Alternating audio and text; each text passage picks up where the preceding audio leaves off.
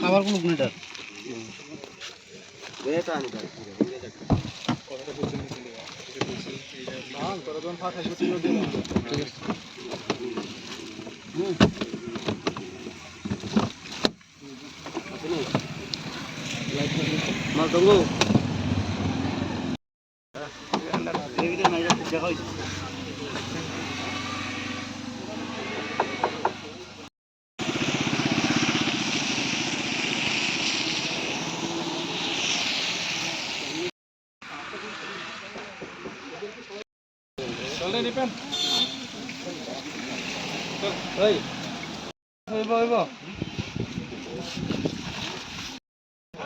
সকালবেলা গোপন খবরের ভিত্তিতে আমরা এই চেয়ারমানাকা পয়েন্টে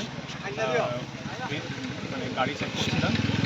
তারপরে এই রজনী দেববর্মার গাড়ি আমরা পেলাম। গাড়িতে সন্দেহজনক হওয়ায় আমরা গাড়ি মানে খুলে বিভিন্ন চেক করার পরে এখানে প্রায় 47 কেজি 500 গ্রাম গাঁজা আমরা পেলাম। এখন আমরা রজনী দেববর্মাকে অ্যারেস্ট করেছি। এখন আগামীকালকে ওনাকে আদালতে প্রেরণ করা হবে।